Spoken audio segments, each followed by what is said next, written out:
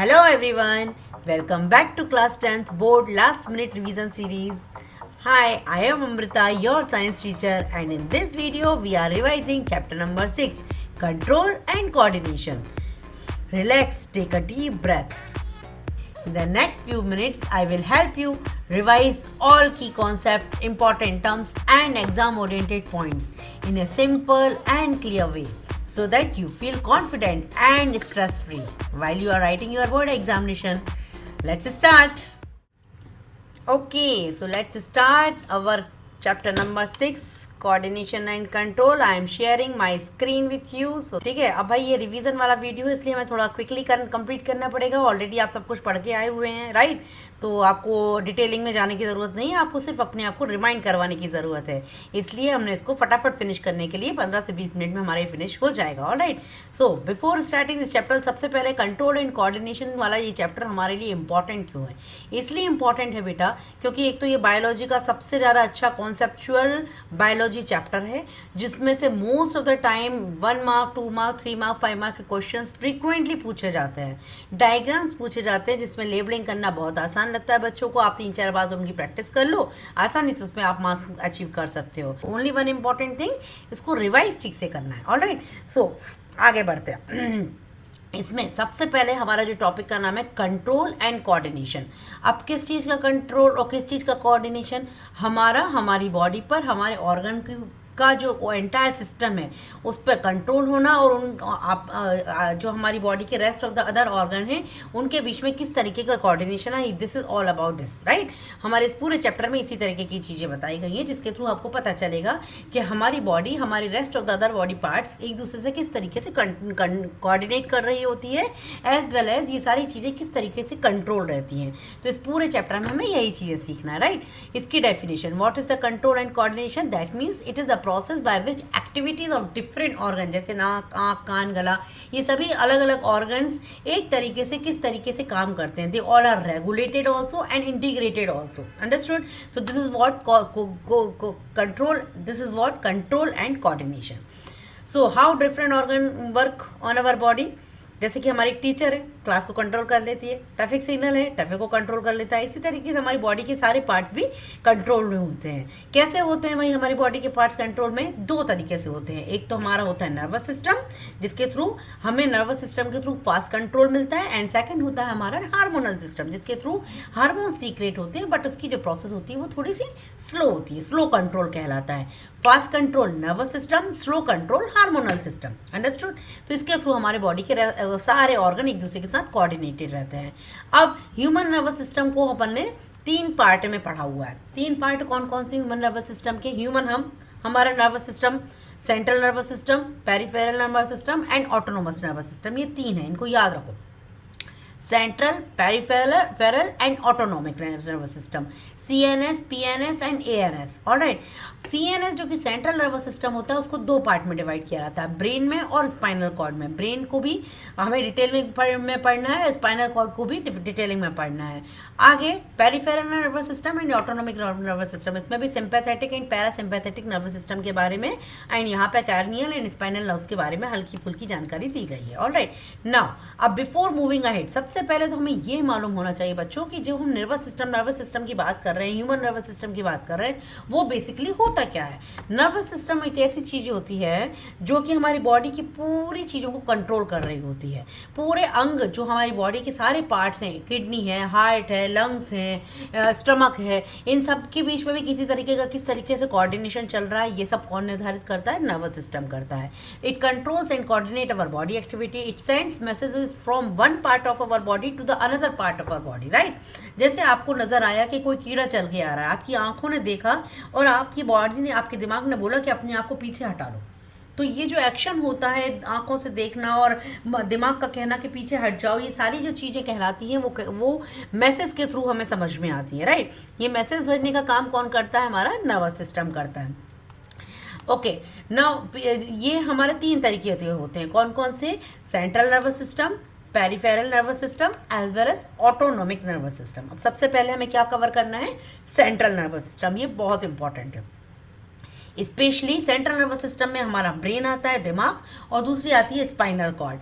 Function of the brain is thinking, memory, voluntary actions. They all, this is the work of brain. Obviously हमारा दिमाग की सारी चीज़ें कर लेता है.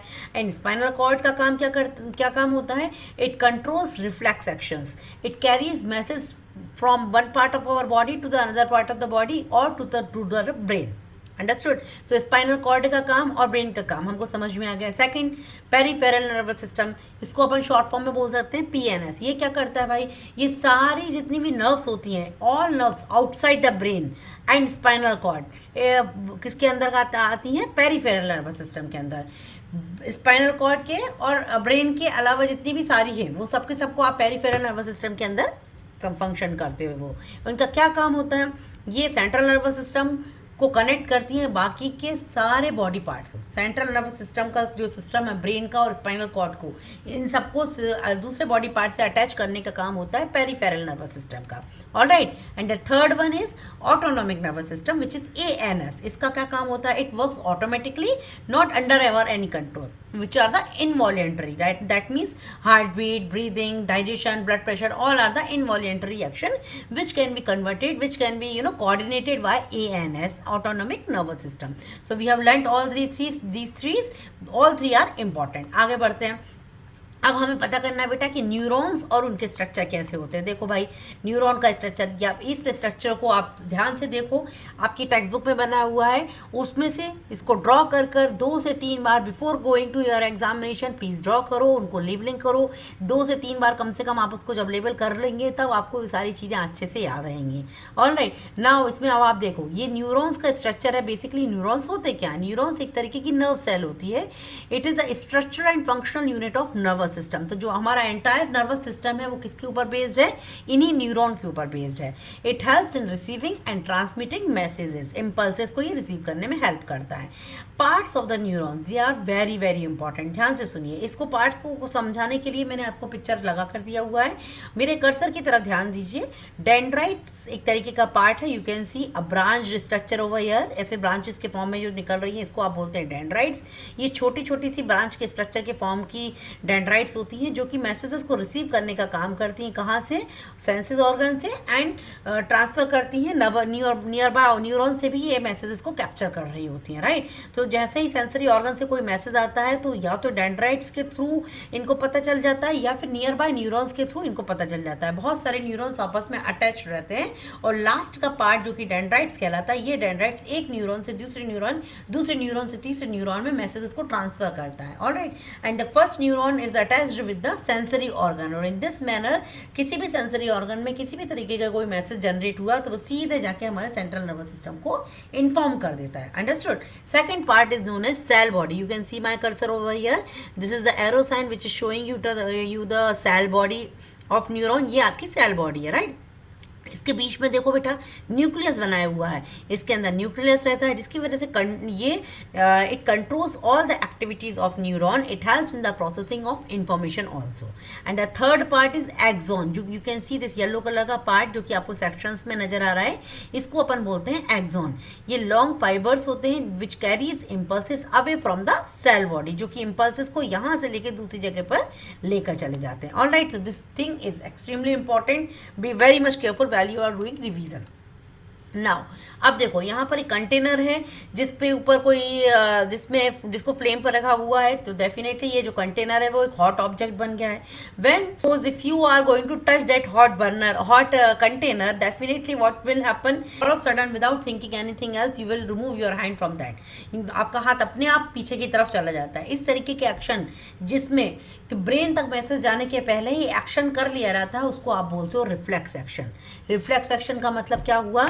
ब्रेन तक कोई बात पहुंचे उसके पहले ही सेंसरी ऑर्गन ही डिसाइड कर ले कि हमें हमारा हाथ पीछे की तरफ करना है. इस तरीके के एक्शंस जो कि सेंसरी ऑर्गन्स के थ्रू लिए जाते हैं उनको बोला जाता है रिफ्लेक्स एक्शन. समझ में आई बात? अब देखो, रिफ्लेक्स एक्शन एक्चुअली क्या होता है, बहुत क्विक होता है, ऑटोमेटिक होता है, it is a involuntary response, yes, it occurs without thinking, this is what we have discuss, touching hot object, sudden withdrawal from of hand, blinking of the eyes is also an example of reflection, right, reflexing action. हम बिना सोचे समझे ही आंखों को झपक लेते हैं। Why are reflex actions are very fast, इतने जल्दी ये कैसे हो जाते हैं, क्योंकि message does not go to the brain first, it controlled by spinal cord, short and direct pathway, it saves time and prevents injury, brain is informed after the action, and this question is very important for the exam prospectus. So reflex action का एक तरीके का काम करने का तरीका होता है, सबसे पहले रिसेप्टर्स उसको रिसीव करते हैं, then sensory organ, then spinal cord, then motor neuron and then effector.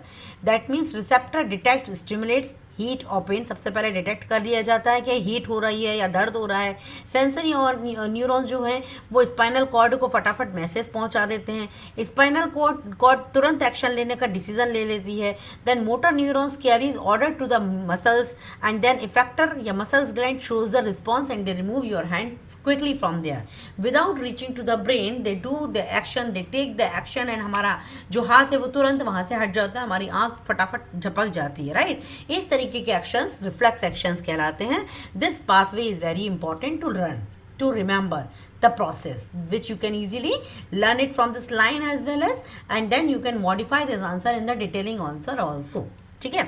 now इसके बाद आता है बेटा हमारा ह्यूमन ब्रेन, आपका और हमारा ह्यूमन ब्रेन। हमने पहले ही स्लाइड में डिस्कस कर लिया था कि ह्यूमन ब्रेन को हमें 3 पार्ट में डिवाइड करना है, उसको डिटेलिंग में समझने की जरूरत है। सबसे पहले हम देखते हैं ह्यूमन ब्रेन होता कैसे है।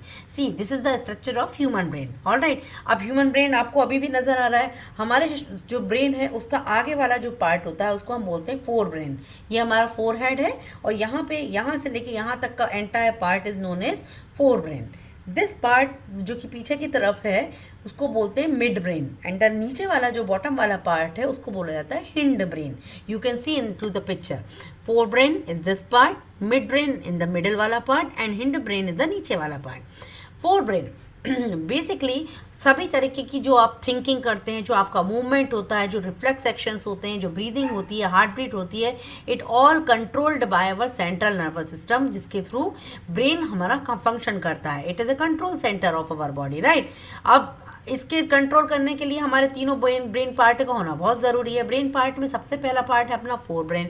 फोर ब्रेन का जो काम होता है ना बेटा, वो होता है एक्शंस का, वही होता है थिंकिंग का, वही होता है मेमोरी का, इंटेलिजेंसी लेवल भी यही डिसाइड करता है। लाइक अगर हम अभी रिवीजन कर रहे हैं, कई बच्चे ऐसे हैं जो रिवीजन करने के बाद सारा 100% एग्जाम में कम्प्लीटली अच्छी तरीके से लिख कर आएंगे, बट कुछ बच्चे रिवीजन करने के बाद, याद करने के बाद, लिख कर कई बार एग्जाम देने के बाद भी एग्जाम टाइम पर कोई सी चीज़ें भूल जाते हैं। तो ये उसमें उन बच्चे की प्रॉब्लम नहीं है, ये प्रॉब्लम होती है फोर ब्रेन की। किसी की मेमोरी थोड़ी हाई होती है, किसी की मेमोरी थोड़ी वीक होती है, किसी की इंटेलिजेंसी लेवल थोड़ा हाई होता है, किसी का इंटेलिजेंसी लेवल थोड़ा वीक होता है। So it depend on the functions how your forebrain is functioning, but it can be trained by doing revision again and again, give training to your mind so that your four brain will become strong. Alright, the muscles of the forebrain will become strong, then they will work properly as whatever you would like to. Alright, okay. Now, intelligency, learning, emotions के अलावा solving example, solving problems, writing exams, ये सब कौन decide करता है? हमारा आगे वाला पार्ट। ओके, सेकेंड वाला पार्ट क्या होता है? Midbrain. You can see midbrain, बीच वाला पार्ट हमारा यहाँ वाला हिस्सा।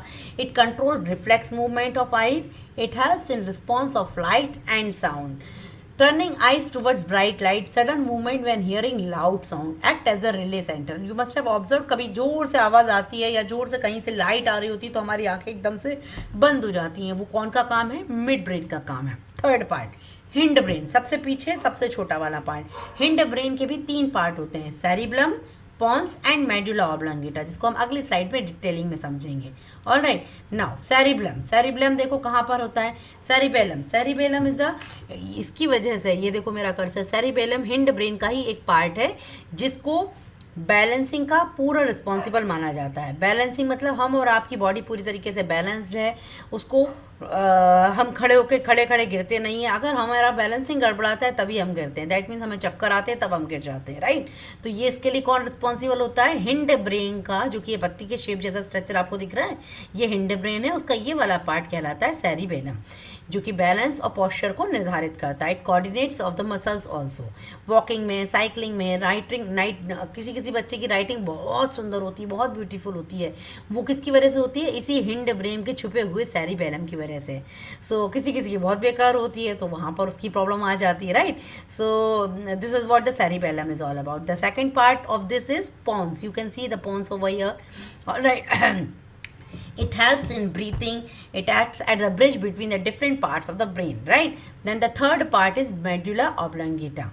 Medulla oblongata is responsible for the involuntary actions. It controls all the involuntary actions, जैसे कि कौन से? ब्रीदिंग हुआ, हार्ट बीट हुआ, ब्लड प्रेशर हुआ, स्वेलिंग हुआ, ये सारे हमारे इनवॉलेंट्री एक्शंस हैं जो कि मेडुला ऑब्लोंगेटा के थ्रू मेजर किए जाते हैं, कंट्रोल किए जाते हैं। And this medulla oblongata is extremely important for the exam prospectus. क्यों? क्योंकि ये एक life saving part of the brain होता है। इसकी वजह से कई सारी चीज़ें हमारी बॉडी की फंक्शन कर रही होती हैं, और एग्जाम में इस क्वेश्चन को कई बार पूछा गया है। Be very much careful about brain and its parts and their function. Alright, now इसके बाद हमारे पास सिलेबस में है hormones and endocrine system. Alright, hormones क्या होते हैं, हार्मोन्स एंड एंडोक्राइन सिस्टम का क्या लेना देना है?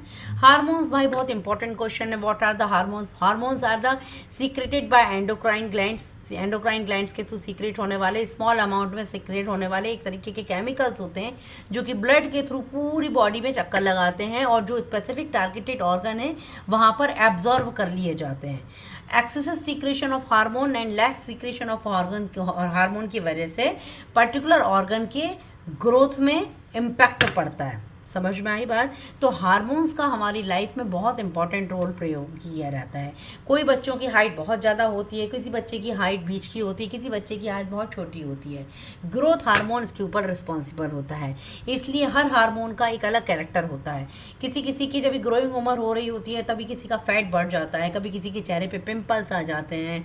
सो हर किसी की आवाज़ एकदम भारी हो जाती है, किसी की आवाज़ एकदम बारीक और पतली हो जाती है। ये सारी जो चीज़ें हैं वो कौन निर्धारित करता है? हार्मोन्स। ये हार्मोन्स कहाँ से आते हैं? एंडोक्राइन ग्लैंड से आते हैं, जो कि एक डक्टरलेस ग्लैंड्स होती हैं। हार्मोन्स डायरेक्टली ब्लड में रिलीज कर दिए जाते हैं। They show specificity. Each hormone has a specific function. Excesses lead to the deficiency, excesses और deficiency both leads to the disorder. Males में एंड फीमेल्स में, these are the pictures of male and females organs and glands. Pineal glands, pituitary gland, thyroid glands, ये gland से ही hormones का secretion होता है। That means thyroid gland से कौन से हार्मोन का रिलीज होगा? थायराइड हार्मोन का। पैनक्रियास से एड्रिनल ग्लैंड, ओवरी।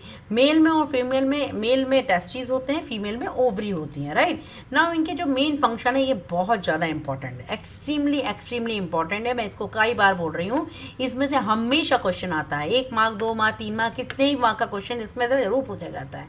तो इस पिक्चर को, इस टेबल को आप कैसे भी करके याद कर लीजिए, ठीक है।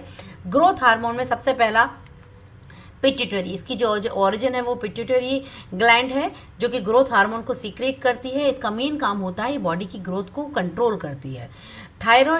थायरोक्सिन नाम का जो हार्मोन है वो थायराइड ग्लैंड से सीक्रेट होता है, जो कि मेटाबॉलिज्म और कार्बोहाइड्रेट, फैट और प्रोटीन के कंट्रोल में हेल्पफुल होता है। इंसुलिन नाम का जो हार्मोन है वो पैंक्रियास सीक्रेट करता है, जो कि लोअर ब्लड शुगर लेवल के लिए रिस्पॉन्सिबल होता है। एड्रेनल नाम का हार्मोन जो है वो एड्रिनल ग्लैंड से निकलता है, जो कि बॉडी को इमरजेंसी के लिए रेडी रखता है।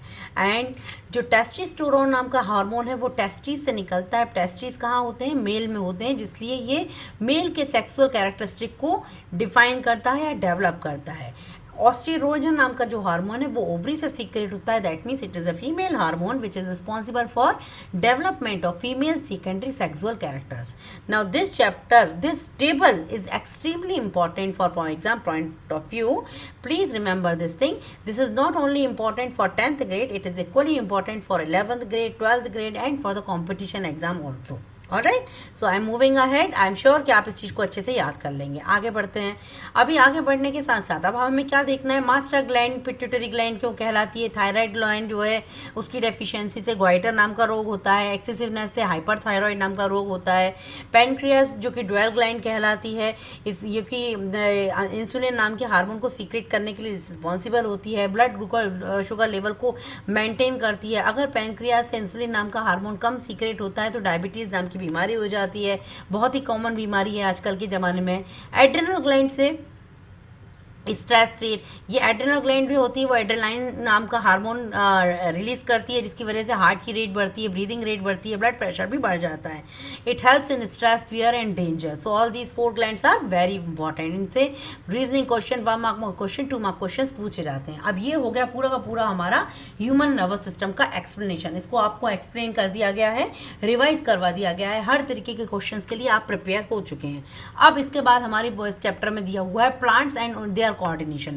Definitely plants, they are not able to move from one place to another place, but then also they have a coordination system. Definitely उनके पास हमारे जैसा दिमाग नहीं है, उनके पास हमारे जैसा नर्वस सिस्टम भी नहीं है, बट देन ऑल्सो उनके अंदर भी हार्मोन्स का सीक्रेशन होता है, उनके अंदर भी पूरे बॉडी के पार्ट्स, पूरे उनके बॉडी ऑर्गन्स के बीच में कोऑर्डिनेशन चल रहा होता है।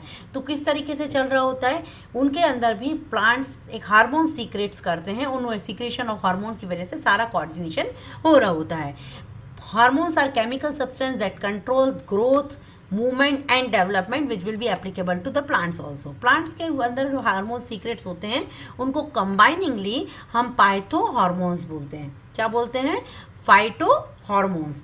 फाइटो हार्मोन्स 2 तरीके के होते हैं, plant growth promoters and plant growth inhibitor. Plant growth promoters में जो कि प्लांट की ग्रोथ को प्रमोट करते हैं, मतलब कि हेल्प करते हैं, वो कौन कौन से होते हैं? Auxin, gibberellins and साइटोकिनिन्स।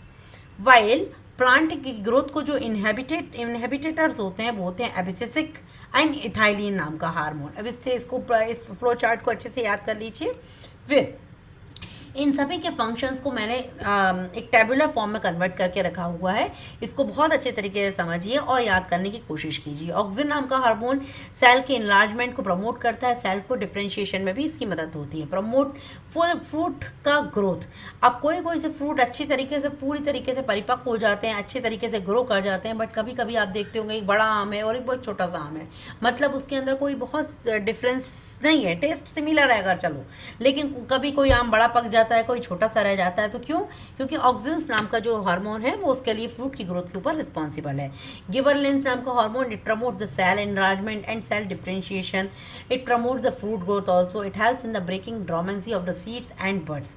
साइटोकिनिन्स नाम का हार्मोन सेल डिवीजन को प्रमोट करता है, फ्रूट ग्रोथ को प्रमोट करता है, breaking of the dormancy of the seeds and buds. It delay the ageing in the leaves. Cytokinins alright promote opening of the stomata, while abscisic acid ABA growth inhibitor promote the dormancy of the seeds and buds, promote closing to the of stomata, promote the wilting and falling of the leaf. Now this table was very important before exam, एक बार इसको 2 बार इसको read करके जाइएगा। Now tropic movement, tropic movement किसको बोलते हैं? ये I think tropic movement जो है बहुत इंपॉर्टेंट है। कैसे इंपॉर्टेंट भाई? ट्रॉपिक मूवमेंट एक्चुअली होता क्या है? What are the tropic movements? Directional growth movement of the plant. Obviously plant एक जगह से दूसरी जगह तो मूव करेंगे नहीं, उनके कोई पैर तो है नहीं है, राइट? तो उनका जो मूवमेंट होता है वो डायरेक्शनल होता है। डायरेक्शनल किसकी तरफ होगा? जिस भी तरफ है वो डायरेक्शनल है। दैट मीन्स उनकी जो पत्तियां हैं वो ऊपर सूरज की तरफ आगे बढ़ रही होती हैं, जड़ें हैं वो नीचे की तरफ बढ़ रही होती हैं। इस तरीके का मूवमेंट हर प्लांट कर रहा होता है। कुछ पौधों की जड़ें पानी की तरफ जा रही होती हैं, कुछ पौधों की जड़ें मिट्टी की तरफ जा रही होती हैं, मिट्टी और पानी अल्टीमेटली उनको न्यूट्रिशन प्रोवाइड कर रहे होती हैं। तो इनकी पर्टिकुलर ऑर्गन जो है वो वही ऑर्गन्स का इनलार्जमेंट एक डायरेक्शनल मूवमेंट होता है उनका, जिसको आप बोलते हो tropic movement. Are you with me? I think so. Now, directional growth movement of the plant, it occurs in the response of stimulus. Direction depends on the direction of stimulus. It controlled mainly by auxin. तो ये जो auxin नाम का hormone plants का है वो बहुत important hormone है। 4 तरीके का हमें ट्रॉपिक मूवमेंट प्लांट्स में देखने को मिलता है। ये चारों ही बहुत इंपॉर्टेंट है। इसमें पिक्चर दी जा सकती है और आपको क्वेश्चन पूछा जा सकता है कि which kind of tropic movement you can find in this picture. So try to understand what they are. try to remember their name because their name are little confusing as well as little difficult, but they are not I'm sorry, they are not confusing, but they are little difficult to pronounce also and to remember also. So phototropism, geotropism, hydrotropism and thigmotropism, and this is I think the last part of this chapter. इसके बाद ये chapter finish हो जाएगा. ये चारों चीज़ें बहुत equally important है. तब सबसे पहले हम फोटोट्रोपिज्म की बात करते हैं. You can C into this picture. अब पिक्चर आपको दिखाई जा सकती है एग्जाम में, और यू कैन सी यहाँ पर एक पेड़ लगाया हुआ है और सूरज उसके ऊपर खड़ा हुआ है. तो सूरज की तरफ सीधे सीधे पेड़ बढ़ता हुआ जा रहा है. वाइल ये पेड़ की तरफ सूरज इस तरफ तिरछा है, तो इस पेड़ की जो ट्विग है, जो शाखा है, जो ब्रांच है, वो सूरज की रोशनी की तरफ जाती आ रही है. दैट मीन्स फोटोट्रोपिज्म का मतलब क्या है? Photo means light, response to the light. Shoot grows towards the light. पत्तियां जो हैं, जो शूट है वो सन के लाइट की तरफ बढ़ रहा है, इसको बोलोगे पॉजिटिव ट्रोपिज्म. वाइल रूट्स, जो जड़ें हैं, वो लाइट की से दूरी की तरफ जा रही हैं. They are growing away from the light which is known as negative phototropism. Why they do so? Reason: oxygen moves to shaded side, cell elongated more, blending towards the light, so that such kind of thing will be known as phototropism. Try to remember all this picture so that it will be easily for understanding you. Photo का मतलब ऐसा भी क्या होता है? Photon. Photon comes from the sunlight, so you will be able to remember that. Now look into this picture. यहाँ पर एक पॉट रखा हुआ है जिसमें से रूट्स निकल रही हैं और रूट्स नीचे की तरफ जाती हुई नजर आ रही हैं. वहीं पॉट में से शूट निकलकर प्लांट बनकर पौधे की पत्तियाँ ऊपर की तरफ जाती जा रही हैं. Such kind of thing is known as geotropism, जहाँ पर जियोट्रोपिज्म को आप एक और नाम दे सकते हो, ग्रेविट्रोपिज्म. ग्रेविटी की तरफ रिस्पॉन्स होना. Root grow towards gravity which is known as positive geotropism. Shoots grow against the gravity which is known as negative geotropism. तो positive geotropism and negative geotropism. Positive geotropism मतलब roots grow towards gravity, that means नीचे की तरफ जाने वाला होता है positive. उल्टा है, वहां पे सूरज की तरफ जाने वाला पॉजिटिव था, यहाँ पर रूट्स की तरफ जाने वाला पॉजिटिव जियोट्रोपिज्म है. Right. Shoots grow against the gravity which is known as negative geotropism. Phototropism में it was completely opposite to this. Please try to remember both the things, otherwise you will lose marks in this. These are the very simple thing but very logical. Be very much careful. Look into the picture, try to understand it. It helps plants stay fixed and upright. Understood? Obviously जब ये roots नीचे जाती हैं तो वो मिट्टी में उलझ जाती हैं और उसकी वजह से पौधा मजबूत होता है, तूफान आने के बाद भी नहीं गिरता है. Right? That is what both the things are equally important. Now the third thing is hydrotropism. Hydrotropism, hydro का मतलब होता है बच्चों वाटर, ट्रोपिज्म मतलब आपका the way by which the plant will move. Right. So अगर पौधा पानी की तरफ रिस्पॉन्स कर रहा है, if it is responding to the water, that means they are talking about hydrotropism. You can see in this picture the moist soil is over here and here the dry soil is over here. When it is a moist soil, that means the water is present in this moisture वाली soil, right? Moisture मतलब पानी है, तो इसकी जो जड़ें हैं वो सीधी सीधी नजर आ रही हैं. You can see my cursor, right? But एक पौधा वहीं बाजू में लगा हुआ है, यहाँ पर पानी नहीं है, यहाँ पर जो मिट्टी है वो सूखी मिट्टी है, मगर थोड़ी दूर पर पानी है. तो इसकी जो जड़ें हैं ऑटोमेटिकली ग्रो होते होते होते कहाँ तक चली जा रही हैं? जहाँ तक पानी मिलने वाला है. जैसे ही पानी उन्हें मिलेगा, उनका उस रूट का डायरेक्शन उसकी तरफ मुड़ जाएगा. तो यहाँ पर सीधा पानी मिल रहा है तो सीधी जड़ें हैं, यहाँ पे तिरछे में पानी मिल रहा है इसलिए जड़ों का शेप बदलकर तिरछा हो चुका है. समझ में आया? सो हाइड्रोट्रोपिज्म का मतलब it response to water, root grows towards the water, helps plant absorb water from the soil. और इसमें से भी शॉर्ट आंसर ये रीजनिंग क्वेश्चंस पूछे जा सकते हैं. आई थिंक पिक्चर से आपको समझ में आ गया होगा. ड्राई सॉइल में से रूट्स निकलकर वहां तक जाएंगी जहां तक कि पानी है. And this one is the last one, thigmotropism. Thigmotropism अब जैसे ही नाम से समझ में आ रहा है, थिग्मोट्रोपिज्म थोड़ा सा अंडरस्टैंडिंग की ज़रूरत है. आप इस पिक्चर को देख सकते हो कि जब भी कोई छोटा सा पतला सा पौधा है, एक बेल की तरह का स्ट्रक्चर है जिसके अंदर से टेंड्रल्स निकल रहा है. ये टेंड्रल्स जैसे ही उनको कोई सपोर्ट सिस्टम मिलता है, वो टेंड्रल्स उस सपोर्ट सिस्टम को पकड़कर स्पाइरल फॉर्म में गोल गोल घूमकर ऊपर की तरफ बढ़ते जाते हैं, जिसकी वजह से ये पौधा भी उसके सहारे सहारे ऊपर की तरफ बढ़ता जाता है. तो बढ़ता जा रहा है मतलब क्या हो रहा है? इसका मूवमेंट हो रहा है. इस तरीके के मूवमेंट को आप क्या बोलते हो? थिग्मोट्रोपिज्म. सो स्टेम टेंड्रल्स मतलब when they touch the support they coil around and helping the plant to climb and grow upward. This kind of thing is known as positive thigmotropism. समझ में आ गई बात? इसको बोलेंगे आप पॉजिटिव थिग्मोट्रोपिज्म। अब देखो यहाँ पर एक पौधा था जो कि इसका स्टेम भी वीक था, जिसकी वजह से वो ठीक तरीके से खड़ा भी नहीं हो पा रहा था। जैसे ही उसमें से टेंडल्स निकले, उन टेंडल्स को जैसे ही सपोर्ट मिला तो सपोर्ट से वो स्पाइरल होके होके होके होके ऊपर की तरफ बढ़ने लगा, और लेटर ऑन जैसे जैसे स्पाइरल बढ़ती गई वैसे वैसे पौधा भी उसके सहारे से बड़ा होता गया और थोड़ा थोड़ा मजबूत होता गया। सो इसको आप क्या बोलते हो? Thigmotropism. It response to the touch tendrils coil around the support. Example pea plants tendrils. Alright, ऐसे मल्टीपल एग्जाम्पल्स आप इसमें दे सकते हो। And this was the last thing of this chapter and we are done for this chapter. Wish you all the best for your examination. Do your best and keep watching the next chapter for revision. Thank you.